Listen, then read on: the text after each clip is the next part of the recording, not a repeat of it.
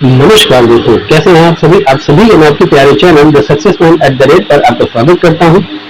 शानदार महत्वपूर्ण प्रश्नों की सीरीज चल रही है और हम बात कर रहे हैं इंडियन ज्योग्राफी से रिलेटेड मोस्ट इंस्पेक्टेड प्रश्नों पर, जो कि आपको किसी भी कॉम्पिटिटिव एग्जाम में सफलता दिलाने में काफी भूमिका निभाएगी, काफी उपयोगी होगी। तो फटाफट से चैनल को सब्सक्राइब कर दीजिए, बेल आइकन ऑन कर दीजिए ताकि वीडियो की अपडेट आपको लगातार मिलती रहे और लोगों को भी इन्फॉर्म कर दीजिए कि इंडियन ज्योग्राफी से रिलेटेड मोस्ट एक्सपेक्टेड और मोस्ट इंपोर्टेंट क्लास आ चुकी है। वीडियो को ज्यादा शेयर करें। आपके छोटे से प्रयास से ये वीडियो काफी लोगों तक पहुंच सकती है, काफी लोग जुड़ सकते हैं और अपने सिलेक्शन को सुनिश्चित कर सकते हैं, क्योंकि शिक्षा एक ऐसा धन है जितना आप बांटते हैं उतना बढ़ता है। चलिए शुरू करते हैं आज के सेशन को। अगर आप ऑनलाइन प्रश्नों को देखना चाहते हैं, तो सब्जेक्ट रिलेटेड एमसीक्यू क्वेश्चन को देखना चाहते हैं तो आप प्ले लिस्ट में जाकर के देख सकते हैं। हर सब्जेक्ट की प्ले लिस्ट बनाई जा चुकी है। तो आज का पहला प्रश्न क्या है? निम्नलिखित में से किस नदी की लंबाई गलत दी गई है?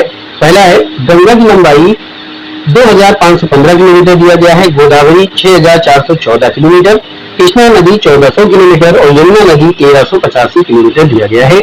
आपको बताना है कि किस नदी की लंबाई गलत दी गई है। ध्यान से देखना है, उत्तर लगाने का प्रयास करना है। तो अगर हम गंगा नदी की वास्तविक लंबाई की बात करें तो 2525 किलोमीटर है गंगा की लंबाई दोस्तों, और गोदावरी की जो लंबाई है वो लगभग 1465 किलोमीटर है, कृष्णा नदी की 1400 किलोमीटर है, यमुना नदी की 1376 से 1385 किलोमीटर है। गोदावरी की लंबाई 14 किलोमीटर नहीं होती बल्कि 1465 किलोमीटर होती है। इसलिए उत्तर क्या हो जाएगा? बी विकल्प इस प्रश्न का सही उत्तर है। गोदावरी की जो लंबाई है वो गलत दी गई है, तो B is the right answer for this question. और ये क्या हो जाएगा? इंपॉर्टेंट हो जाएगा। बात समझ में दोस्तों, इसको आप 25 कर लीजिएगा। विकल्प में 25 है, ठीक है, 25 किलोमीटर होता है, ठीक है। और गोदावरी की जो लंबाई होती है वो 1465 किलोमीटर होती है, याद रखिएगा 1465 किलोमीटर। अगला प्रश्न है, निम्नलिखित में से कौन सही सुमेलित नहीं है? बांदीपुर राष्ट्रीय पार्क जो है ये कर्नाटक में स्थित है। कोनेरू अभ्यारण्य की बात करें तो आंध्र प्रदेश में स्थित है। पेंच राष्ट्रीय पार्क की बात करें तो महाराष्ट्र में स्थित है और बोर राष्ट्रीय पार्क की बात करें तो तेलंगाना में स्थित है। आपको बताना है कि कौन सा सही सुमेलित नहीं है। बांदीपुर की बात करें तो बांदीपुर कर्नाटक में है, सही है। कोनेरू अभ्यारण्य जो है ये आंध्र प्रदेश में स्थित है और पेंच राष्ट्रीय पार्क ये महाराष्ट्र में स्थित है। बोर राष्ट्रीय पार्क ये तेलंगाना में नहीं है, याद रखिएगा। बोर राष्ट्रीय पार्क जो है या के तेलंगाना में स्थित नहीं है, याद रखिएगा। तो आपका डी विकल्प क्या हो जाएगा? इस प्रश्न का सही उत्तर हो जाएगा। तो D is the right answer for this question और ये इंपॉर्टेंट हो जाएगा। कमेंट में बताइएगा कि बोर राष्ट्रीय पार्क कहाँ स्थित है। मैं कमेंट चेक करूंगा, देखूंगा कितने लोगों का सही उत्तर आया है। आगे चलते हैं। अगला महत्वपूर्ण प्रश्न है कि संजय राष्ट्रीय पार्क किस राज्य में स्थित है? महाराष्ट्र, छत्तीसगढ़, गुजरात, राजस्थान। संजय राष्ट्रीय पार्क किस राज्य में स्थित है? आपसे सीधा सा प्रश्न पूछा जा रहा है दोस्तों। अगर हम बात करें संजय राष्ट्रीय उद्यान की तो एक बड़ा भाग छत्तीसगढ़ क्षेत्र से जुड़ा माना जाता है। तो इस प्रश्न का सही उत्तर क्या हो जाएगा? छत्तीसगढ़, जो कि बी विकल्प में दे रहा है, तो यही आपका सही उत्तर है। तो B is the right answer for this question और ये क्या होगा? इंपॉर्टेंट होगा। अगला प्रश्न पूछा है दोस्तों कि निम्नलिखित में से भारत का कौन सा प्रमुख बाघ रिजर्व नहीं है? प्रश्न क्या है कि निम्नलिखित में से भारत का कौन सा प्रमुख बाघ रिजर्व नहीं है? आपका विकल्प क्या है? बांदीपुर, डंफा, रणथंभौर, पंचमढ़ी। ध्यान से देखिए, विकल्प आपके सामने है दोस्तों। प्रश्नों की बारीकी को समझिए और ज्यादा से ज्यादा सही उत्तर लगाने का प्रयास कीजिए। निम्नलिखित में से भारत का कौन सा प्रमुख बाघ रिजर्व नहीं है? बांदीपुर, डंफा, रणथंभौर, पंचमढ़ी। तो बांदीपुर टाइगर रिजर्व की बात करें तो टाइगर रिजर्व है। डंफा की बात करें तो टाइगर रिजर्व है। रणथंभौर में टाइगर रिजर्व है और एक पंचमढ़ी जो है ये बायोस्फीयर रिजर्व है, टाइगर रिजर्व नहीं है। तो इस प्रश्न का सही उत्तर क्या हो जाएगा? पंचमढ़ी। इसका सही उत्तर क्या होगा? पंचमढ़ी हो जाएगा। तो D is the right answer for this question और ये क्या हो जाएगा? पहले तो इंपॉर्टेंट हो जाएगा। अगला महत्वपूर्ण प्रश्न है कि निम्नलिखित को सुनिश्चित कीजिए। हरित क्रांति, उर्वरक, golden fibre, jute, silver fibre, सरसों, पीली क्रांति, कपास। आपको बताना क्या है दोस्तों? सुमेलित करना है। हरित क्रांति उर्वरक दिया गया है, गोल्डन फाइबर जूट दिया गया है, सिल्वर फाइबर सरसों दिया गया, पीली क्रांति कपास दिया गया है। ध्यान से देखिए और उत्तर लगाने का प्रयास कीजिए। बताइए कि इसमें से कौन सही सुमेलित है। प्रश्न को एक बार चेक कर लेते हैं दोस्तों, शायद प्रश्न गलत लिखा हुआ है। जी हाँ दोस्तों, आपसे सीधा सा प्रश्न पूछ रहा है कि कौन सही सुमेलित है। हरित क्रांति की बात करें तो खाद्य उत्पादन से संबंधित होता है दोस्तों। किससे संबंधित होता है? खाद्य उत्पादन से, न कि उर्वरक से। दूसरा कह रहा है गोल्डन फाइबर, तो ये जूट से संबंधित है, बिल्कुल सही है। सिल्वर फाइबर की हम बात करें तो सिल्वर फाइबर कपास से नहीं बल्कि जूट से इसका संबंध नहीं होता, इसमें दिखा गया है सरसों। ठीक है, सिल्वर फाइबर का संबंध इसमें सरसों दिया गया है, जो कि गलत हो जाएगा दोस्तों। पीली क्रांति जो कि सरसों से संबंधित होती है, इसमें कपास दिया गया है, तो ये भी गलत हो जाएगा। इसका सही उत्तर क्या हो जाएगा? बी विकल्प इस प्रश्न का सही उत्तर है। B is the right answer for this question. ये क्या हो जाएगा? इंपॉर्टेंट हो जाएगा। आपको बताना था कि कौन सही सुमेलित है। बी विकल्प इस प्रश्न का सही उत्तर है दोस्तों, कि गोल्डन फाइबर का संबंध जो होता है ये जूट से होता है। आगे चलते हैं। अगला जो शानदार प्रश्न पूछा है कि भारत में तेलुगु ट्रेन किन दो स्टेशनों पर चली थी। प्रश्न क्या पूछता है दोस्तों कि भारत में तेलुगु ट्रेन जो चली थी वो किन दो स्टेशनों पर चली थी। आपका विकल्प है दिल्ली और मुंबई के बीच, कोलकाता और मुंबई, चेन्नई और मुंबई, भुवनेश्वर और मुंबई। ध्यान से देखिए और उत्तर लगाने का प्रयास कीजिए। तो देखिए, स्पेन की तेलुगु ट्रेन का परीक्षण भारत में दिल्ली मुंबई मार्ग पर किया गया था। कहाँ किया गया था? तो दिल्ली और मुंबई मार्ग पर किया गया था। तो भारत में तेलुगु ट्रेन जिन दो स्टेशनों पर चली थी वो चली थी दिल्ली और मुंबई। इसका सही उत्तर क्या हो जाएगा? ए विकल्प है दोस्तों। तो A is the right answer for this question, और ये क्या हो जाएगा? इंपॉर्टेंट हो जाएगा। अगला प्रश्न क्या पूछ रहा है कि निम्नलिखित को लिख कीजिए। दक्षिण मध्य रेलवे सिकंदराबाद, दक्षिण रेलवे इलाहाबाद, उत्तर मध्य रेलवे दिल्ली और उत्तर रेलवे मुंबई। आपको बताना है कि इसमें से कौन सही सुमेलित है। दक्षिण मध्य रेलवे सिकंदराबाद दिया गया है, दक्षिण रेलवे की बात करें तो इलाहाबाद दिया गया है, और उत्तर मध्य रेलवे की बात करें तो दिल्ली दिया गया है, और पूर्वोत्तर रेलवे की बात करें तो मुंबई दिया गया है। दोस्तों ध्यान से देखिए प्रश्न को। प्रश्न कह रहा है कि भारत में तेलुगु ट्रेन किन दो स्टेशनों पर चली थी। दिल्ली और मुंबई, कोलकाता और मुंबई, चेन्नई मुंबई या फिर भुवनेश्वर मुंबई। ध्यान से देखना है और बारीकी को समझते हुए उत्तर लगाने का प्रयास करना है। कह रहा है कि भारत में तेलुगु ट्रेन किन दो स्टेशनों पर चली थी। ध्यान से देखिए, तो स्पेन में तेलुगु ट्रेन यानी जो स्पेन की तेलुगु ट्रेन है उसका परीक्षण किया गया था भारत में, और ये किया गया था दिल्ली और मुंबई मार्ग पर। तो इसका सही उत्तर क्या हो जाएगा? दिल्ली और मुंबई, जो कि ए विकल्प में दे रहा है। तो यही प्रश्न का सही उत्तर है। तो A is the right answer for this question, और ये क्या हो जाएगा? इंपॉर्टेंट हो जाएगा। बात समझ में आ रही है दोस्तों? तो अगले प्रश्न की तरफ चलते हैं। अगला प्रश्न क्या पूछ रहा है कि निम्नलिखित को सुमेलित कीजिए, यानी कि आपको बताना है कि कौन सा सही सुमेलित है। पहला कह रहा है कि दक्षिण मध्य रेलवे जो है ये सिकंदराबाद में है, दक्षिण रेलवे इलाहाबाद में है, और उत्तर मध्य रेलवे दिल्ली में है, और पूर्वोत्तर रेलवे जो है ये मुंबई में है। तो आपको बताना है कि इसमें से कौन सही दिया गया है। फटाफट से उत्तर लगाने का प्रयास कीजिए दोस्तों। तो दक्षिण मध्य रेलवे की अगर हम बात करें तो दक्षिण मध्य रेलवे ये सिकंदराबाद दिया गया है, तो ये बात बिल्कुल सही दी गई है। दक्षिण रेलवे की बात करें तो ये इलाहाबाद दिया गया है, तो दक्षिण रेलवे ये चेन्नई में है, ना कि इलाहाबाद में, तो ये गलत हो जाएगा।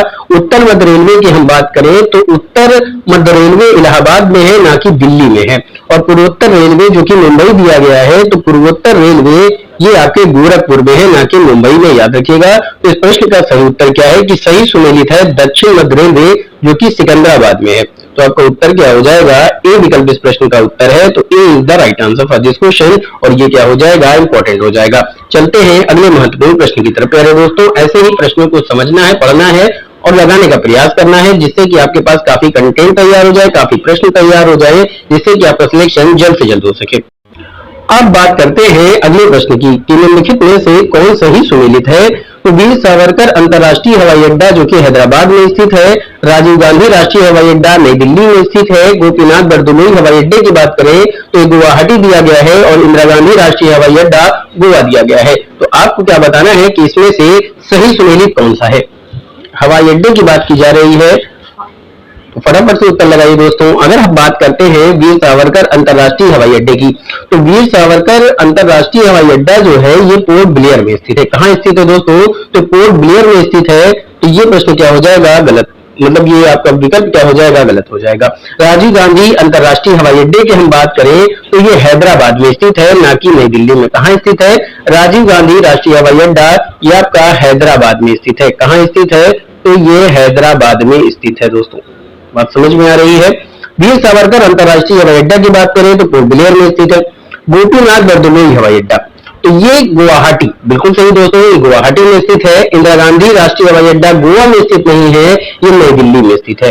तो आपका सही उत्तर क्या हो जाएगा? गोपीनाथ बरदलोई हवाई अड्डा जो है ये गुवाहाटी में है, यही प्रश्न का सही उत्तर है। तो C is the right answer for this question, और ये क्या हो जाएगा? इंपॉर्टेंट हो जाएगा। बात समझ में आ रही प्यारे दोस्तों? चलते हैं अगले प्रश्न की तरफ। अगला प्रश्न पूछ रहा है कि रानी अहिल्याबाई अंतरराष्ट्रीय हवाई अड्डा किस राज्य में स्थित है? श्रीनगर में स्थित है, अहमदाबाद में स्थित है, इंदौर में स्थित है, या फिर हैदराबाद में स्थित है? तो रानी अहिल्याबाई अंतरराष्ट्रीय हवाई अड्डा किस राज्य में स्थित है, ये आपसे सीधा सा प्रश्न पूछ रहा है। रानी अहिल्याबाई अंतरराष्ट्रीय हवाई अड्डा ये कहाँ स्थित है? तो आपको बता दूं, रानी अहिल्याबाई अंतरराष्ट्रीय हवाई अड्डा जिस राज्य में स्थित है वो है इंदौर। किस राज्य में स्थित है? इंदौर में स्थित है प्यारे दोस्तों। तो आपका उत्तर क्या हो जाएगा? सी विकल्प प्रश्न का सही उत्तर है। तो C is the right answer for this question, और ये क्या हो जाएगा? इंपॉर्टेंट हो जाएगा दोस्तों। बात समझ में आ रही है? चलते हैं अगले महत्वपूर्ण प्रश्न की तरफ। इंदौर पड़ता कहाँ है? तो इंदौर मध्य प्रदेश में पड़ता है दोस्तों। देवी अहिल्याबाई होलकर अंतरराष्ट्रीय हवाई अड्डा जो है ये मध्य प्रदेश के इंदौर जिले में स्थित है। ठीक है, यानी कि किस राज्य में? यानी मध्य प्रदेश में पड़ता है। पहले दोस्तों यहाँ पे सब नगर के नाम दिए गए हैं, यहाँ पे राज्य पूछ लिया है तो राज्य होना चाहिए। बहरहाल इंदौर में स्थित है और ये मध्य प्रदेश में है। आगे चलते हैं। अगला जो प्रश्न आपसे पूछा जा रहा है कि निम्नलिखित में से सुमेलित है। एक तरफ जनजाति दिया गया है, दूसरे तरफ राज्य दिया गया है। तो आपको पहचानना है जनजातियों को, और ये भी देखना है कि वो किस राज्य से संबंधित है दोस्तों। ठीक है, किस राज्य से संबंधित है? तो संथाल की हम बात करें तो झारखंड दिया गया है। गोंड जनजातियां ये मध्य प्रदेश में पाई जाती हैं। डोडा की बात करें तो तमिलनाडु में पाई जाती है। और अगर हम गद्दी की बात करें तो गद्दी जनजाति हिमाचल प्रदेश में पाई जाती है। ध्यान से देखिए और बताइए कि उपरोक्त में से कौन सही है। बहुत ही शानदार प्रश्न है, बहुत ही लाजवाब प्रश्न है। अगर अभी तक आपने चैनल को सब्सक्राइब नहीं किया है तो प्यारे दोस्तों आपसे छोटी सी रिक्वेस्ट है कि चैनल को सब्सक्राइब करें, बेल आइकन ऑन करें, ताकि वीडियो की अपडेट आपको इसी तरह से मिलती रहे। और वीडियो को ज्यादा ज्यादा शेयर करें। वीडियो अच्छी लगती है तो कमेंट करें, लाइक करें। तो निम्नलिखित में से कौन सही सुनेगी? तो संथाल जनजाति जो है ये झारखंड में है, बिल्कुल सही है। गोंड मध्य प्रदेश में पाई जाती है जनजाति, बिल्कुल सही है। डोडा तमिलनाडु दिया गया है। तो अगर हम डोडा की बात करें तो डोडा तमिलनाडु, जी हाँ दोस्तों, डोडा तमिलनाडु बिल्कुल सही है। गद्दी हिमाचल प्रदेश,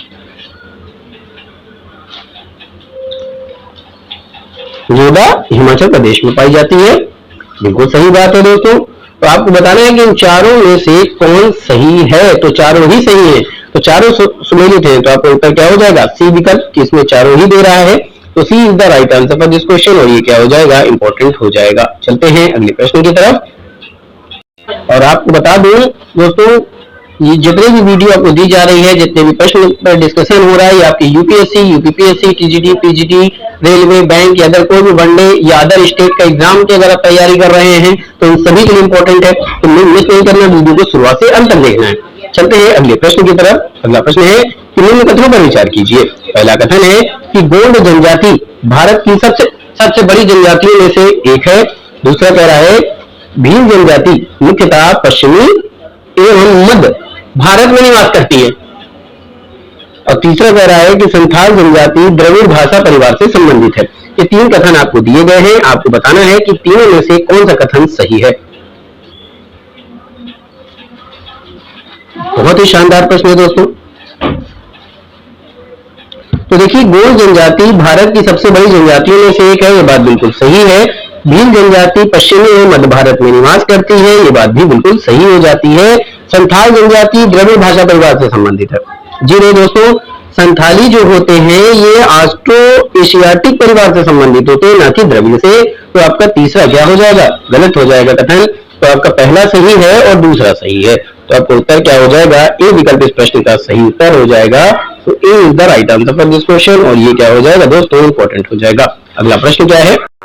अगला जो महत्वपूर्ण प्रश्न है कि निम्नलिखित में से कौन सी जनजाति है जो नीलगिरी क्षेत्र से संबंधित है? आपका है टोडा, कोटा, बड़गा, ये 3 चीजें दी गई हैं। नीलगिरी क्षेत्र से संबंधित कौन सी है? टोडा, कोटा, बड़गा। सही उत्तर का चयन करना है। केवल पहला सही है, पहला दूसरा सही है, पहला दूसरा तीसरा सही है, या फिर दूसरा और तीसरा सही है। तो निम्नलिखित में से कौन सी जनजाति है जो नीलगिरी क्षेत्र से संबंधित है? तो टोडा जनजाति भी संबंधित है, कोटा भी संबंधित है और बड़गा भी संबंधित है। तो आपका उत्तर क्या हो जाएगा? सी विकल्प इस प्रश्न का सही उत्तर है प्यारे दोस्तों। तो C is the right answer for this question, और ये क्या हो जाएगा? इंपॉर्टेंट हो जाएगा। हम ऐसे ही शानदार महत्वपूर्ण प्रश्नों को लेकर आते रहेंगे कि द सक्सेस फाइंड एजुकेशन का वो प्लेटफॉर्म है जो कि आपको आंसर के साथ उसका एक्सप्लेनेशन भी देता है, जिससे कि आपका बेस और कॉन्सेप्ट क्लैरिटी स्ट्रांग हो सके, जो कि किसी भी कॉम्पिटिटिव एग्जाम को करेक्ट करने में हमारे लिए उपयोगी होता है। अगले प्रश्न की तरफ चलते हैं। अगला प्रश्न प्यारे दोस्तों, निम्न कथनों पर विचार कीजिए। पहला कह रहा है कि नागा जनजातियां मुख्यतः पूर्वोत्तर भारत में पाई जाती हैं। दूसरा कह रहा है कि खासी जनजाति मातृसत्तात्मक समाज का उदाहरण है। और तीसरा कथन कह रहा है कि गारो जनजाति पितृसत्तात्मक व्यवस्था का पालन करती है। तो तीनों कथनों में से कौन सा कथन सही है? इसका आपको सही उत्तर देना है। फटाफट से उत्तर लगाने का प्रयास कीजिए दोस्तों कि कौन सा कथन सही है। पहला दूसरा सही है, दूसरा तीसरा सही है, पहला तीसरा सही है, या फिर पहला दूसरा और तीसरा तीनों सही है। तो अगर हम बात करें नागा जनजाति की, तो पूर्वोत्तर भारत में पाई जाती है, पूर्वोत्तर भारत में निवास करती है, तो ये बात बिल्कुल सही हो जाती है। दूसरा है खासी जनजाति मातृसत्तात्मक का पालन करती है, मातृसत्तात्मक समाज का उदाहरण है, तो बात भी बिल्कुल सही है। पर गारो जनजाति इसमें सत्तात्मक दिया गया है, तो ये गलत हो जाएगा, क्योंकि गारो जनजाति भी मातृसत्तात्मक व्यवस्था का पालन करती है। तो आपका पहला और दूसरा सही है। तो उत्तर क्या हो जाएगा? ए विकल्प प्रश्न का सही उत्तर है। तो A is the right answer for this question, और ये क्या हो जाएगा? इंपॉर्टेंट हो जाएगा। अगला प्रश्न क्या है उसको भी देख लेते हैं और समझने का प्रयास करते हैं। अगला शानदार प्रश्न आपसे पूछ रहा है कि निम्नलिखित में से कौन सा युग्म है जो गलत सुमेलित है, यानी कि कौन सा युग्म है जो सही नहीं है। पहला कह रहा है कि लेप्चा जनजाति जो है ये सिक्किम से संबंधित है, भोटिया जो है ये उत्तराखंड से संबंधित है, टोडा जो है अरुणाचल प्रदेश से संबंधित है, गारो की बात करें तो मेघालय से संबंधित है। ध्यान से देखिए और उत्तर लगाने का प्रयास कीजिए दोस्तों। अगर आप ऑनलाइन प्रश्नों को देखना चाहते हैं, किसी सब्जेक्ट का गहन अध्ययन करना चाहते हैं, किसी सब्जेक्ट से रिलेटेड एमसीक्यू क्वेश्चन को देखना चाहते हैं, तो आप प्लेलिस्ट में जाकर के देख सकते हैं। इससे प्रीवियस वीडियो को बिल्कुल भी देखना मत भूलें। अगर आप प्रीवियस वीडियो को देखते हैं तो यकीन मानिए कि आपका काफी कंटेंट तैयार हो जाएगा सफलता प्राप्त करने के लिए, क्योंकि हमारा उद्देश्य है आपकी सफलता। तो लेप्चा सिक्किम से संबंधित है, बात बिल्कुल सही है। भोटिया उत्तराखंड सही दिया गया है। टोडा यहाँ पे अरुणाचल प्रदेश दिया गया है, तो ये गलत हो जाएगा दोस्तों। टोडा जो है अरुणाचल प्रदेश से संबंधित नहीं है, गारो मेघालय से संबंधित है। तो आपका उत्तर क्या हो जाएगा? टोडा। टोडा अरुणाचल प्रदेश से संबंधित नहीं है, तो उत्तर हो जाएगा सी विकल्प। तो C is the right answer for this question, और ये क्या हो जाएगा पहले दोस्तों? इंपॉर्टेंट हो जाएगा। चाहे टोडा कह लीजिए चाहे डोडा, ये तमिलनाडु से संबंधित होती है। ठीक है, अगले प्रश्न की तरफ चलते हैं। अगला शानदार प्रश्न क्या पूछ रहा है कि निम्न कथनों पर विचार कीजिए। पहला कह रहा है कि भील जनजाति धनुष बाण चलाने में प्रसिद्ध रही है। दूसरा कथन कह रहा है कि गोंड जनजाति का संबंध मध्य भारत से रहा है। तो तीसरा कह रहा है कि टोडा जनजाति पशुपालन से संबंधित है। तीनों कथनों में से कौन सा कथन सही है, इसका आपको उत्तर देना है। ध्यान से देखिए, बारीकी से पढ़िए, समझिए और उत्तर लगाने का प्रयास कीजिए। देखिए, जब आप ज्यादा से ज्यादा प्रश्नों को लगाते हैं तो आप कम समय में अधिक से अधिक प्रश्नों के लगाने के विचुअल हो जाते हैं, जो कि आपके लिए लाभदायक साबित होगा।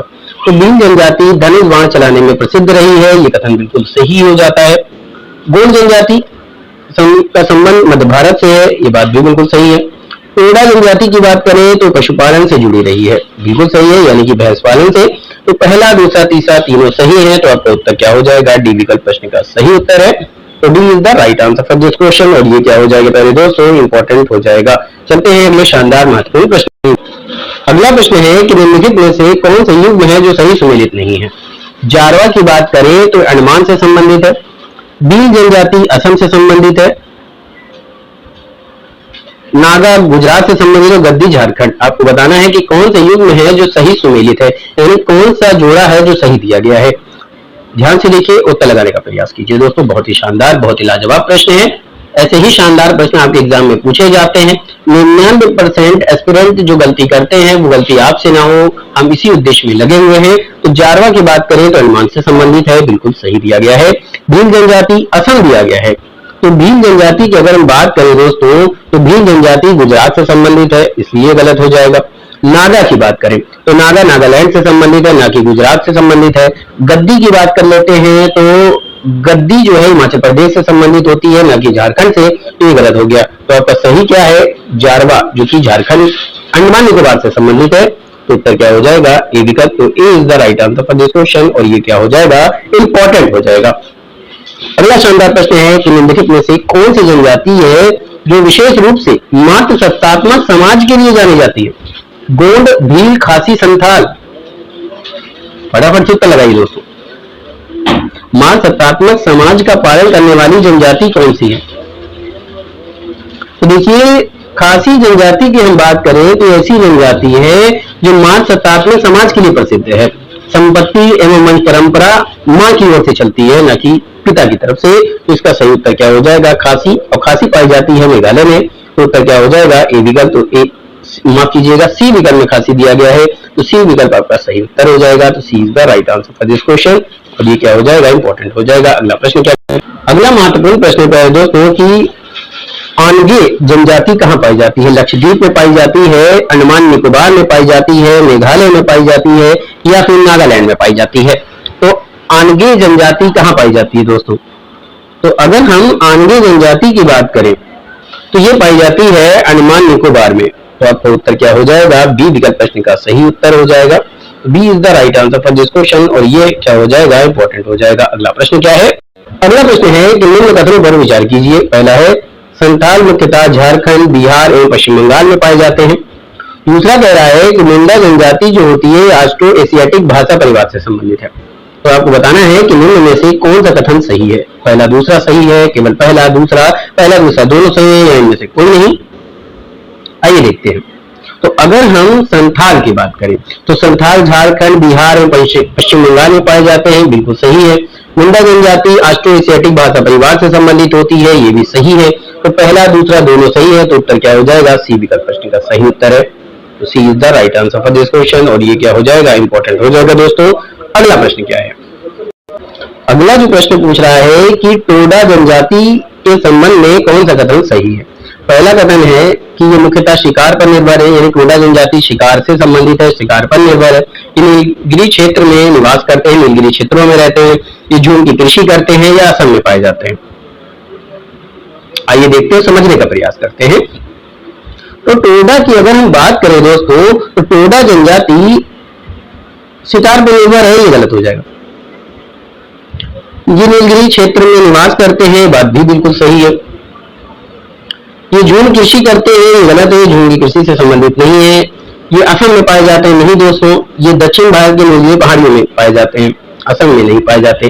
तो सही क्या हो जाएगा? ये नीलगिरी क्षेत्र में निवास करते हैं। तो आपका उत्तर हो जाएगा पहले दोस्तों बी विकल्प। तो B is the right answer for this question, और ये क्या हो जाएगा? इंपॉर्टेंट हो जाएगा। अगला महत्वपूर्ण प्रश्न क्या पूछ रहा है? अगला जो महत्वपूर्ण प्रश्न है कि निम्न कथनों पर विचार कीजिए। पहला है जनजाति समाज में प्रकृति पूजा का विशेष महत्व होता है। तो दूसरा कह रहा है अधिकांश जनजातियां पारंपरिक रूप से वन एवं प्राकृतिक संसाधनों पर निर्भर हैं।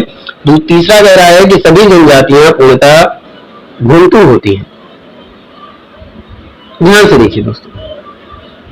तो अगर हम पहले कथन की बात कर लें कि जनजातियां समाजों में प्रकृति पूजा का विशेष महत्व होता है, तो बात बिल्कुल सही है। दूसरा कह रहा है कि अधिकांश जनजातियां पारंपरिक रूप से वन एवं प्राकृतिक संसाधनों पर निर्भर रही हैं, तो बात बिल्कुल सही हो जाती है। सभी जनजातियां पूर्णतः घुमतू होती हैं, तो गलत हो जाएगा दोस्तों। सभी जनजातियां घुमतू नहीं होती हैं। तो आपका पहला और दूसरा सही है, तो उत्तर क्या हो जाएगा? ए विकल्प प्रश्न का सही उत्तर है। तो A is the right answer for this question, और ये क्या हो जाएगा दोस्तों? इंपॉर्टेंट हो जाएगा। अगला प्रश्न क्या है? अगला प्रश्न है कि निम्न कथनों पर विचार कीजिए। पहला है कि भारत की सभी आदिम जनजाति जो है ये अनुसूचित जनजातियों से संबंधित है। दूसरा कह रहा है कि भारत की सभी आदिम जनजातियों की पहचान जो है वो ढालू कृषि एवं घटती जनसंख्या के आधार पर की जाती है। तीसरा कह रहा है कि सभी पीवीटी जीएस पूर्वोत्तर भारत में पाई जाते हैं। दोस्तों अगर हम पीवीटी जीएस की बात करें तो पार्टिकुलरली वल्नरेबल ट्राइबल ग्रुप्स इनको कहा जाता है। आपको बताना है कि तीनों कथनों में से कौन सा सही है। देखिए भारत की जो सभी आदिम जनजातियां हैं ये उड़ीसा, अंडमान, मध्य प्रदेश और झारखंड में पाई जाती हैं। तो बात तो बिल्कुल सही हो जाती है। दूसरे कथन की बात करें कि ये पहचान ढालू कृषि एवं घटती जनसंख्या के आधार पर की जाती है, तो ये भी सही हो जाता है। तो तीसरे की बात करें तो केवल पूर्वोत्तर भारत में पाई जाती है, तो ये गलत हो जाएगा। अभी मैंने आपको बताया कि अंडमान, उड़ीसा, अंडमान, मध्य प्रदेश और झारखंड में भी पाए जाते हैं। तो आपका उत्तर क्या हो जाएगा? पहला और दूसरा सही है, तो ए विकल्प प्रश्न का सही उत्तर है। तो A is the right answer for this question, और ये क्या हो जाएगा? इंपॉर्टेंट हो जाएगा। बात समझ में आ रही प्यारे दोस्तों? चलते हैं अगले प्रश्न की तरफ। अगला जो शानदार महत्वपूर्ण प्रश्न है कि निम्नलिखित जातियों में से कौन सी ऑस्ट्रो एशियाटिक भाषा परिवार से संबंधित है? अभी हमने डिस्कशन किया था संथाल, मुंडा, खासी। ध्यान से देखिए दोस्तों, तो देखिए तीनों ही, चाहे संथाल हो, चाहे मुंडा हो, चाहे खासी हो, ये तीनों ही ऑस्ट्रो एशियाटिक परिवार भाषा से संबंधित होते हैं। तो इसका सही उत्तर क्या हो जाएगा? पहला, दूसरा और तीसरा तीनों, यानी कि डी विकल्प आपका सही उत्तर हो जाएगा। तो D is the right answer for this question, और ये क्या हो जाएगा? इंपॉर्टेंट हो जाएगा। अगला प्रश्न क्या है? अगला प्रश्न पूछ रहा है कि डोंगरिया खोंड जनजाति किस कारण से चर्चित रही है? झूम कृषि के लिए, नर्मदा बचाओ आंदोलन के लिए, नियांगिरी पहाड़ियों में बॉक्साइट खनन विरोध के लिए, या फिर चिप्पो आंदोलन के लिए? तो डोंगरिया खोंड जनजाति किस कारण से चर्चित रही है? तो देखिए, अगर हम बात करें कि डोंगरिया खोंड जनजाति की, तो विशेष रूप से नियांगिरी पहाड़ियों में बॉक्साइट खनन के विरोध के कारण ये चर्चा में रही।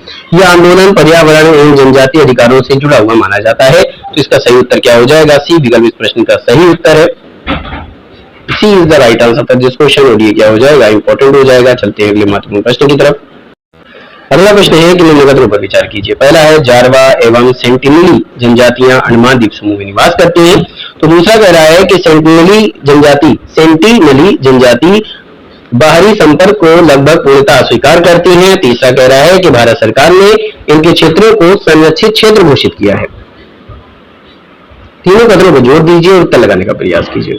तो आपको बताना चाहूंगा कि जारवा जनजाति एवं सेंटिनली जनजाति जो होती है अंडमान द्वीप समूह में निवास करती है, ये बात बिल्कुल सही है। तो सेंटिनली जनजाति बाहरी संपर्क को लगभग पूर्णतः अस्वीकार करती है, ये भी बात सही है। भारत सरकार ने इनके क्षेत्रों को संरक्षित क्षेत्र घोषित किया है, ये भी सही है। अगर हम इनकी अतिरिक्त जानकारी की बात करें तो नॉन सेंटिनली द्वीप पर बाहरी लोगों का प्रवेश प्रतिबंधित है। इन जनजातियों की सुरक्षा के लिए विशेष कानूनी संरक्षण दिया गया है। तो आपको उत्तर क्या हो जाएगा? पहला, दूसरा, तीसरा तीनों सही है, तो उत्तर हो जाएगा डी विकल्प। तो D is the right answer for this question, और ये क्या हो जाएगा? इंपॉर्टेंट हो जाएगा। पूछ रहा है दोस्तों कि निम्नलिखित में से कौन सा युग्म है जो सुमेलित नहीं है, यानी कि गलत सुमेलित दिया गया है? बैगा की बात करें तो मध्य प्रदेश में है, चेचू की बात करें तो आंध्र प्रदेश में है, टोटो की बात करें तो ये सिक्किम में है, और कादर की बात करें तो केरल से संबंधित है। आपको बताना है कि इसमें से कौन सा युग्म है जो गलत दिया गया है, सुमेलित नहीं है। अगर हम बैगा जनजाति की बात करें तो बैगा जनजाति प्यारे दोस्तों ये मध्य प्रदेश में है, बात बिल्कुल सही है। दूसरा कह रहा है चेचू। चेचू की अगर हम बात करें दोस्तों तो ये आंध्र प्रदेश यानी तेलंगाना, ये भी बात बिल्कुल सही दिया गया है। टोटो जनजाति जो है ये पश्चिम बंगाल के अलीपुर द्वार जिले के टोटो पहाड़ा क्षेत्र में पाई जाती है, न कि सिक्किम में। तो आपका यही गलत हो जाएगा। कादर कह रहा है केरल, ये बात बिल्कुल सही दिया गया है। कह रहा है कि कौन सा युग सम्मिलित नहीं है, तो वो सी विकल्प होगा जो सम्मिलित नहीं है। तो आपका उत्तर हो जाएगा सी विकल्प। तो C is the right answer for this question, और ये इंपॉर्टेंट हो जाएगा। अगला महत्वपूर्ण प्रश्न क्या पूछ रहा है कि टोटो जनजाति मुख्यतः किस राज्य में पाई जाती है? आपका विकल्प कह रहा है अरुणाचल प्रदेश में, पश्चिम बंगाल में, नागालैंड में, या फिर त्रिपुरा में। ध्यान से देखना है और प्रश्न का उत्तर लगाने का प्रयास करना है, क्योंकि हर प्रश्न कुछ कहता है दोस्तों, उसकी बारीकी को आपको पकड़ना है। अगर आप उसके बेस कोर्स के कॉन्सेप्ट को पकड़ लेते हैं तो आपका सिलेक्शन सुनिश्चित हो जाएगा दोस्तों। ध्यान से देखिए, टोटो जनजाति किस राज्य में पाई जाती है? आपका विकल्प है अरुणाचल प्रदेश में, पश्चिम बंगाल में, नागालैंड में, या फिर त्रिपुरा में। तो वह दोस्तों अगर हम टोटो जनजाति की बात करें तो भारत की सबसे छोटी एवं विशेष रूप से संरक्षित जनजातियों में से एक है। इनका निवास पश्चिम बंगाल के अलीपुर द्वार जिले के टोटोपाड़ा क्षेत्र में होता है। ये भूटान सीमा के निकट रहते हैं। तो इसका सही उत्तर क्या हो जाएगा? पश्चिम बंगाल इसका सही उत्तर है, जो कि बी विकल्प में दे रहा है। तो यही आपका प्रश्न का उत्तर हो जाएगा। तो B is the right answer for this question, और ये क्या हो जाएगा पहले दोस्तों? इंपॉर्टेंट हो जाएगा। अगला प्रश्न क्या कहता है? ये रहा दोस्तों अगला प्रश्न कि निम्न कथनों पर विचार कीजिए। पहला कथन है कि भील जनजाति भारत की सबसे विस्तृत जनजातीय आबादी में से यानी सबसे बड़ी जनजातीय आबादियों में से एक है। दूसरा कह रहा है कि गोंड जनजाति द्रविड़ भाषाई समूह से संबंधित मानी जाती है, यानी जो गोंड जनजाति है वो द्रविड़ भाषा के समूह से संबंधित है। तीसरा कह रहा है कि संथाल जनजाति मुख्यतः दक्कन पठार में निवास करती है। तीनों कथनों को ध्यान से देखिए और उत्तर लगाने का प्रयास कीजिए। जब आप ज्यादा से ज्यादा प्रश्नों को लगाते हैं दोस्तों, ज्यादा से ज्यादा प्रश्नों की सीरीज को लगाते हैं, तो आपका कॉन्सेप्ट भी तैयार होता है, आपका बेस भी स्ट्रांग हो जाता है, साथ ही साथ आपके पास ढेर सारे कंटेंट तैयार हो जाते हैं, जिससे कि आपका सिलेक्शन हो सके। 99% स्टूडेंट ने जो गलती की है वो आपको करना नहीं है, यही हमारा उद्देश्य है, जिससे कि आपको सफलता दिलाया जा सके। तो अगला प्रश्न है कि निम्न कथनों पर विचार कीजिए। पहला कथन था कि भील जनजाति भारत की सबसे विस्तृत जनजातीय आबादी में से एक है, तो ये बात बिल्कुल सही है दोस्तों। दूसरे कथन की बात करें कि गोंड जनजाति द्रविड़ भाषाई समूह से संबंधित मानी जाती है, तो ये कथन बिल्कुल सही हो जाएगा। तीसरा जो कथन कह रहा है कि संथाल जनजाति मुख्यतः दक्कन पठार में निवास करती है, तो दोस्तों ये दक्कन पठार में निवास नहीं करती है, याद रखिएगा, ये दक्कन पठार में निवास नहीं करती है। मुख्यतः ये झारखंड, पश्चिम बंगाल, उड़ीसा और बिहार में पाई जाती है, तो ये क्या हो जाएगा, गलत हो जाएगा। तो सही क्या है, पहला कथन सही है और दूसरा कथन सही है, तो आपका उत्तर क्या हो जाएगा दोस्तों, पहला विकल्प इस प्रश्न का सही उत्तर हो जाएगा। तो A is the right answer for this question, और ये क्या हो जाएगा, इंपॉर्टेंट हो जाएगा। अगला महत्वपूर्ण प्रश्न पूछ रहा है दोस्तों कि बिरहोर जनजाति विशेष रूप से किससे संबंधित है। बिरहोर जनजाति मुख्यतः किससे संबंधित है, पशुपालन से, शिकारी एवं खाद्य संग्राहक जीवन से संबंधित है, झूम की कृषि से संबंधित है, या फिर मत्स्य पालन से संबंधित है। बिरहोर जनजाति विशेष रूप से किससे संबंधित है, ये आपसे प्रश्न पूछ रहा है। तो दोस्तों बिरहोर जनजाति की बात किया जाए तो ये मुख्यतः झारखंड, छत्तीसगढ़ और उड़ीसा में पाई जाती है। ये भारत की आदिम जनजातियों में शामिल है। पारंपरिक रूप से शिकार, जंगली फल, कंदमूल एवं खाद्य संग्रह पर निर्भर रही है, तो इसका सही उत्तर क्या हो जाएगा, शिकारी एवं खाद्य संग्राहक जीवन से संबंधित है बिरहोर जनजाति। तो आपका उत्तर हो जाएगा बी विकल्प, तो B is the right answer for this question, और ये क्या हो जाएगा दोस्तों, इंपॉर्टेंट हो जाएगा। अगला प्रश्न क्या पूछ रहा है कि कौन सी जनजाति है जो निग्रिटो प्रजातीय तत्व से संबंधित मानी जाती है। आपका विकल्प है गोंड जनजाति, जारवा जनजाति, भील जनजाति या फिर संथाल जनजाति। कौन सी जनजाति निग्रिटो प्रजाति तत्व से संबंधित मानी जाती है, ध्यान से देखिए दोस्तों। तो जारवा वो जनजाति है जो कि अंडमान द्वीप समूह में निवास करती है। इन्हें भारत में निग्रिटो प्रजातित्व या कह लीजिए निग्रिटो प्रजातीय तत्व का प्रमुख प्रतिनिधि माना जाता है। बात समझ में आई दोस्तों, तो इसका सही उत्तर क्या हो जाएगा, जारवा, जो कि बी विकल्प में है। तो B is the right answer for this question, और ये क्या हो जाएगा, इंपॉर्टेंट हो जाएगा। बात समझ में आ रही दोस्तों। वीडियो अच्छी लग रही हो तो एक लाइक जरूर कीजिएगा दोस्तों। गोंड की बात करें तो ये प्रोटो ऑस्ट्रेलाइड है। भील की बात करें तो ये भी प्रोटो ऑस्ट्रेलाइड है। संथाल भी प्रोटो ऑस्ट्रेलाइड है। ठीक है, आगे चलते हैं। अगला महत्वपूर्ण प्रश्न पूछ रहा है दोस्तों कि निम्न कथनों पर विचार कीजिए। पहला कथन है कि नागा जनजातियों में मोरंग, क्या कह रहा है, नागा जनजातियों में मोरुग सामुदायिक छात्रावास जैसी संस्था पाई जाती। कौन सी, मोरुंग। ठीक है दोस्तों, मोरुंग सामुदायिक छात्रावास जैसी संस्था पाई जाती है। दूसरा कह रहा है कि नागा समाज पारंपरिक रूप से कबीलियाई संगठन पर आधारित था। तीसरा कह रहा है कि सभी नागा जनजातियां मात्र सत्तात्मक थी। क्या थी, सभी नागा जनजातियां जो है ये मात्र सत्तात्मक थी, यानी कि माता की उस पर निर्भर थी। ठीक है दोस्तों, तो सभी नागा जनजातियां ये मात्र सत्तात्मक थी। फटाफट से उत्तर लगाने का प्रयास कीजिएगा।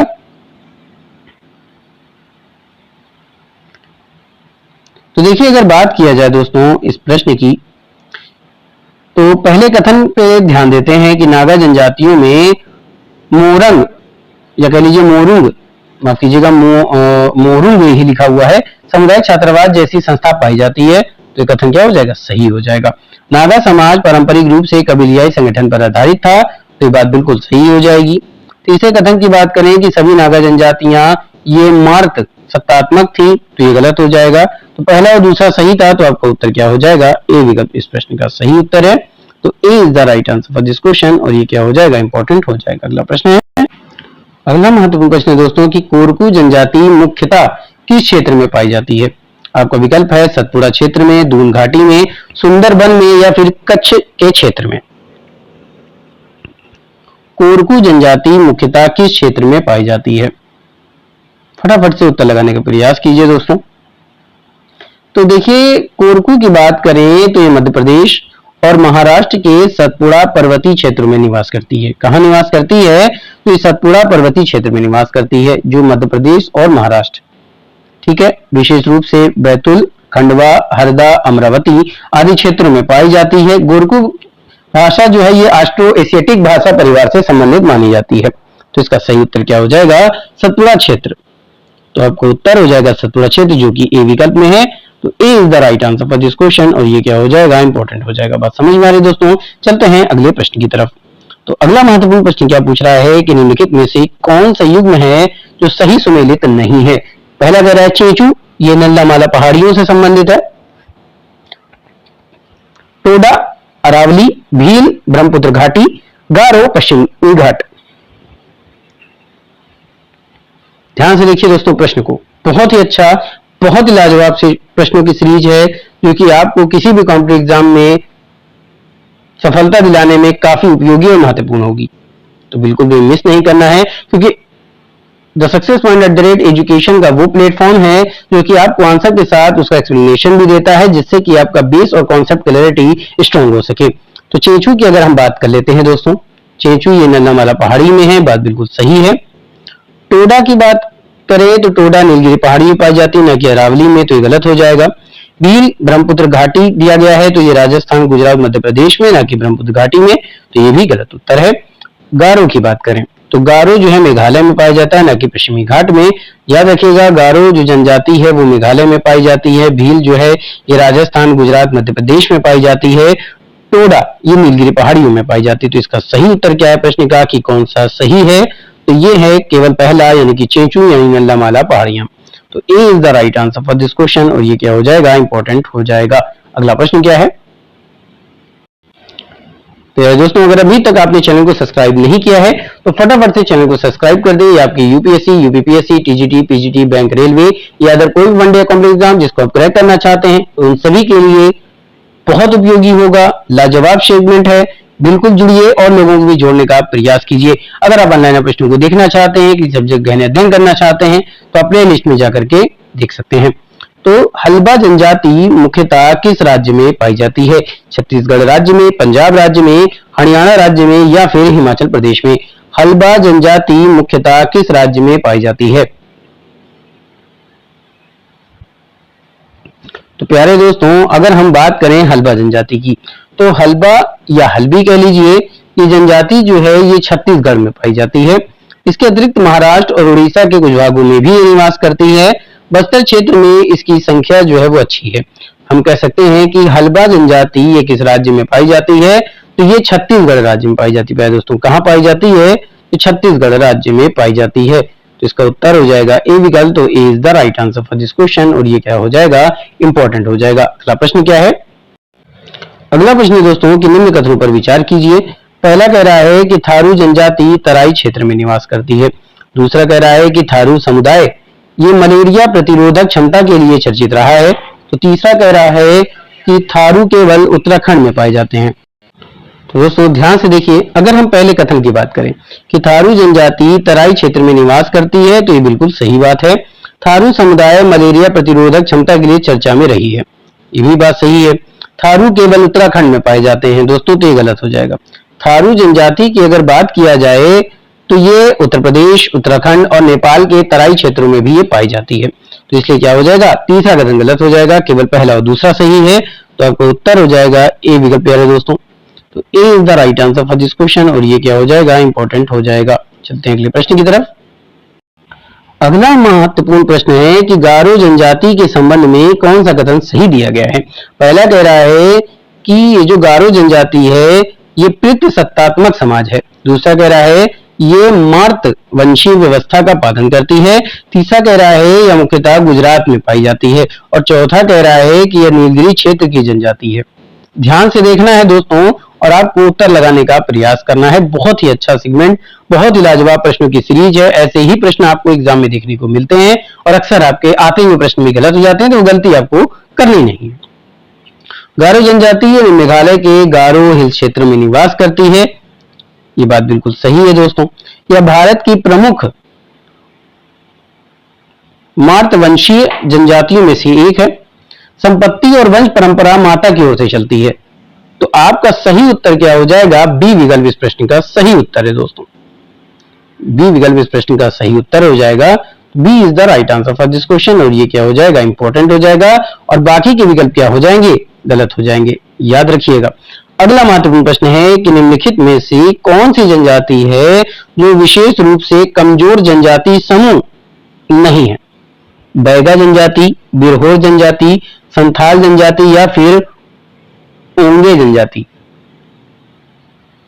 निम्नलिखित में से कौन सी जनजाति विशेष रूप से कमजोर जनजाति समूह की नहीं है?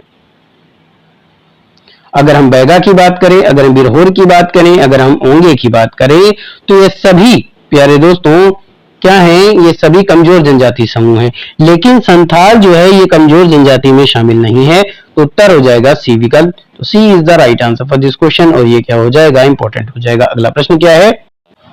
अगला प्रश्न है कि चेंचू जनजाति मुख्यतः किससे संबंधित है?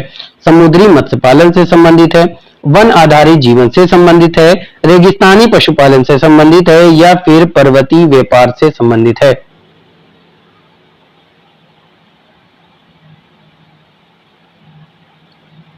चेंचू जनजाति की बात की जा रही है।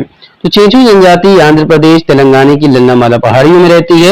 यह पारंपरिक रूप से शिकार, वन उत्पादों के संग्रह और जंगलों पर आधारित जीवन यापन करती है। इसे भारत की आदिम जनजातियों में भी शामिल किया गया है। तो इसका सही उत्तर क्या हो जाएगा? वन आधारित जीवन। वन आधारित जीवन इसका सही उत्तर है प्रश्न का। तो B is the right answer for this question. और ये क्या हो जाएगा दोस्तों? इंपॉर्टेंट हो जाएगा।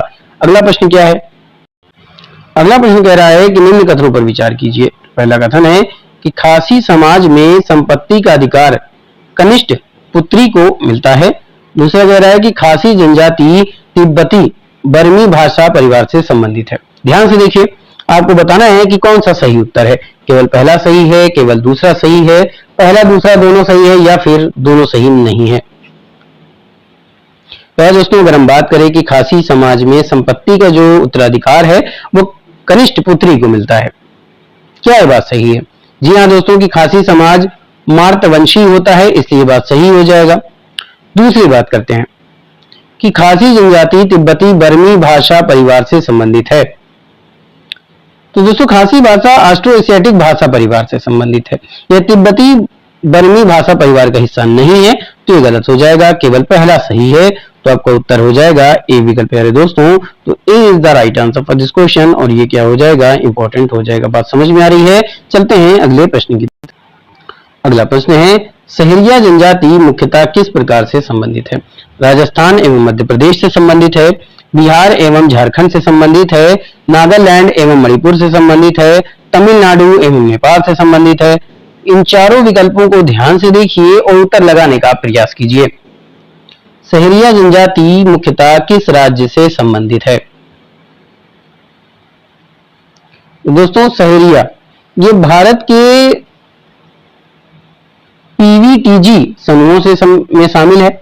मुख्य रूप से राजस्थान और मध्य प्रदेश के कुछ क्षेत्रों में पाई जाती है सहरिया जनजाति। इनका जीवन परंपरागत रूप से जंगलों और श्रम कार्यों पर आधारित रहा है। तो इसका सही उत्तर क्या हो जाएगा? राजस्थान एवं मध्य प्रदेश, जो कि ए विकल्प में दिया हुआ है। तो उत्तर हो जाएगा ए विकल्प। तो A is the right answer for this question. और ये क्या हो जाएगा दोस्तों? इंपॉर्टेंट हो जाएगा। अगला प्रश्न क्या पूछ रहा है कि निम्नलिखित में से कौन से युग्म है जो गलत सुमेलित है? कादर जनजाति ये केरल में पाई जाती है। ओंगे जनजाति की बात करें तो अंडमान में पाई जाती है। बैगा जनजाति गुजरात में पाई जाती है। लेप्चा जो है ये सिक्किम में पाई जाती है।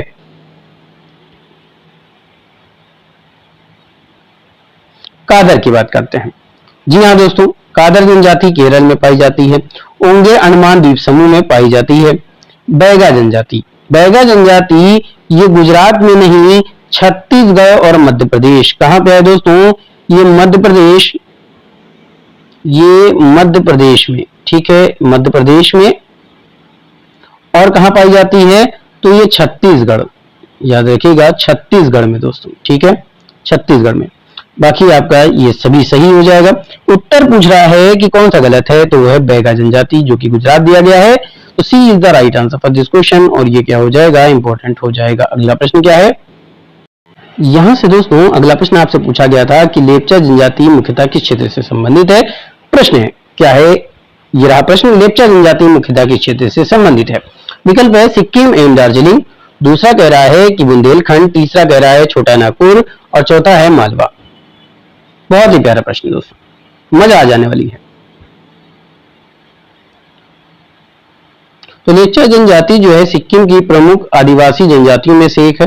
यह पश्चिम बंगाल के दार्जिलिंग और कालिम्पोंग क्षेत्रों में भी पाई जाती है। लेप्चा स्वयं को रोंग भी कहते हैं। तो इसका सही उत्तर क्या हो जाएगा, सिक्किम एवं दार्जिलिंग, यानी कि ए विकल्प इस प्रश्न का सही उत्तर होने वाला है। तो A is the right answer for this question. और ये क्या हो जाएगा, इंपॉर्टेंट हो जाएगा। अगला प्रश्न क्या है, अगला प्रश्न है कि निम्न कथनों पर विचार कीजिए। पहला कथन है कि भारत के संविधान में अनुसूचित जनजातियों का उल्लेख अनुच्छेद 342 में किया गया है। दूसरा कह रहा है कि जनजाति सलाहकार परिषद का प्रावधान 5वीं अनुसूची में है।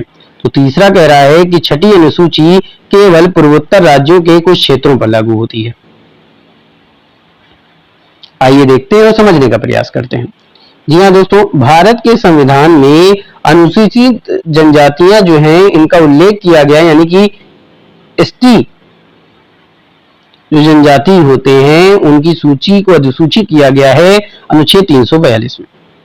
दूसरा कह रहा है कि जनजाति सलाहकार परिषद का जो प्रावधान है वो 5वीं अनुसूची में किया गया है। ये बात बिल्कुल सही हो जाती है। तीसरा कह रहा है कि 6ठी अनुसूची केवल पूर्वोत्तर राज्यों के कुछ क्षेत्रों पर ही लागू होती है। पूर्वोत्तर राज्यों के कुछ क्षेत्रों पर ही लागू होती है। तो ये कथन क्या हो जाएगा प्यारे दोस्तों, सही हो जाएगा। तो तीनों कथन सही है, तो आपका उत्तर हो जाएगा डी विकल्प। तो D is the right answer for this question. और ये क्या हो जाएगा, इंपॉर्टेंट हो जाएगा। अगला प्रश्न, अगला प्रश्न पूछ रहा है कि हो जनजाति मुख्यतः किस क्षेत्र में पाई जाती है।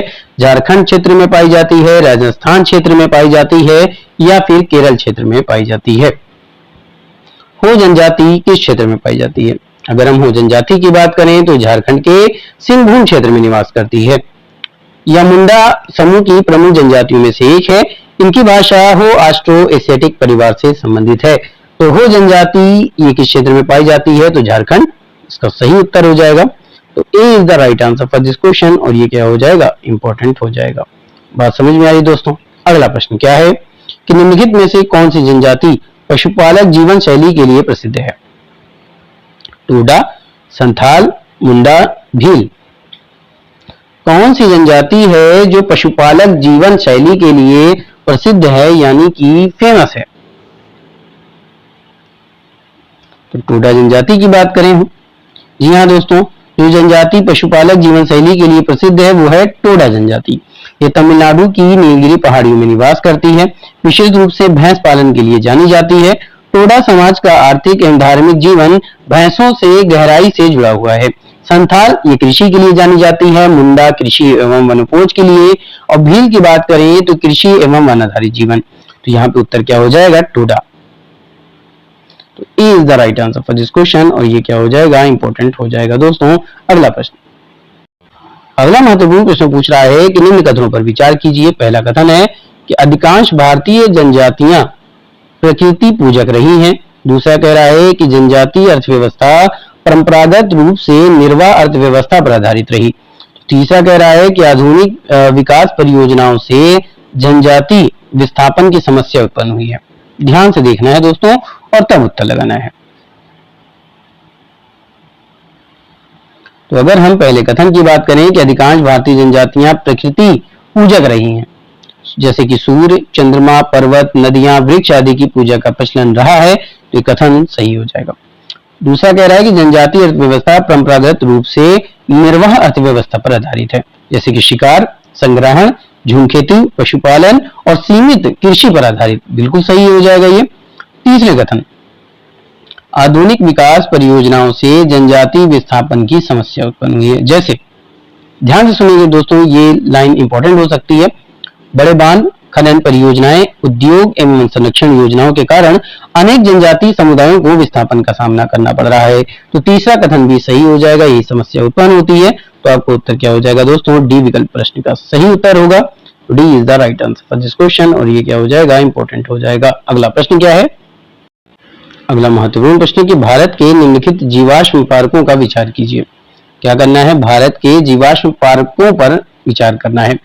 पहला कथन कि शिवालिक जीवाश्म पार्क, दूसरा कह रहा है मंडला पादप जीवाश्म राष्ट्रीय उद्यान, राष्ट्रीय जीवाश्म लकड़ी पार्क। आपको बताना है कि उपरोक्त जीवाश्म पार्क जो है ये निम्नलिखित में से किस राज्य में स्थित है? हिमाचल प्रदेश, मध्य प्रदेश, तमिलनाडु, केरल, तमिलनाडु, मध्य प्रदेश, हिमाचल प्रदेश, केरल, तमिलनाडु, तमिलनाडु, कर्नाटक या फिर मध्य प्रदेश। तो दोस्तों शिवालिक जीवाश्म पार्क ये हिमाचल प्रदेश में स्थित है। कहां स्थित है? हिमाचल प्रदेश में स्थित है। दूसरा है मांडला पादप जीवाश्म राष्ट्रीय उद्यान, ये मध्य प्रदेश में है। राष्ट्रीय जीवाश्म लकड़ी पार्क तो ये तमिलनाडु में है। तो आपका उत्तर क्या हो जाएगा? हिमाचल प्रदेश, मध्य प्रदेश और तमिलनाडु। तो A is the right answer for this question, और ये क्या हो जाएगा? इंपॉर्टेंट हो जाएगा। बात समझ में आ गई दोस्तों? आगे चलते हैं। अगला प्रश्न है कि निम्नलिखित में से कौन सा कथन सही है? पहला कह रहा है कि जनगणना संघ सूची का विषय है। दूसरा कह रहा है कि जनगणना का उल्लेख संविधान में प्रत्यक्ष रूप से किया गया है। तो तीसरा कह रहा है कि जनगणना अधिनियम 1948 वर्तमान में लागू है। तीनों कथनों को ध्यान से देखिए। तो दोस्तों संविधान की 7वीं अनुसूची की संघ सूची प्रविष्टि 69 में जनगणना का उल्लेख किया गया है। तो एक बात बिल्कुल सही हो जाती है, जनगणना का उल्लेख संविधान में प्रत्यक्ष रूप से किया गया है। जी हाँ दोस्तों, संविधान में लोकसभा विधानसभा सीटों के परिसीमन तथा आरक्षण आदि के संदर्भ में जनगणना का उल्लेख मिलता है। ये बात बिल्कुल सही हो जाती है। जनगणना जो अधिनियम है 1948 वर्तमान में लागू है। तो ये भी बात बिल्कुल सही हो जाती है। तो पहला भी सही है, दूसरा सही है और तीसरा भी सही है। तो आपका उत्तर क्या हो जाएगा? डी विकल्प प्रश्न का सही उत्तर हो जाएगा। तो D is the right answer for this question, और ये क्या हो जाएगा? इंपॉर्टेंट हो जाएगा। अगला प्रश्न है, प्यारे दोस्तों वीडियो को शुरुआत से अंत तक देखिए, बिल्कुल भी मिस नहीं करना है, बिल्कुल भी स्किप नहीं करना है। हर प्रश्न की बारीकी को समझना है, उत्तर लगाने का प्रयास करना है। आगे चलते हैं। अगला महत्वपूर्ण प्रश्न पूछ रहा है प्यारे दोस्तों कि भारत की जनगणना के संबंध में निम्न कथनों पर विचार करें। पहला कह रहा है कि जनगणना गृह मंत्रालय के अधीन कराई जाती है। तो दूसरा कह रहा है कि रजिस्ट्रार जनरल एवं जनगणना आयुक्त इसका प्रमुख अधिकारी होता है। ध्यान से देखिए, आपको बताना है कि कौन सा कथन सही है। केवल पहला सही है, केवल दूसरा सही है, पहला दूसरा दोनों सही है, या फिर इनमें से कोई सही नहीं है। तो जनगणना 2011 के अनुसार अगर हम बात करें, फिलहाल तो यहाँ 2011 की कोई बात ही नहीं है। जनगणना गृह मंत्रालय के अधीन कराई जाती है। जी हाँ दोस्तों, जनगणना का जो कार्य है वो भारत सरकार के गृह मंत्रालय के अधीन किया जाता है। तो कथन सही हो जाएगा।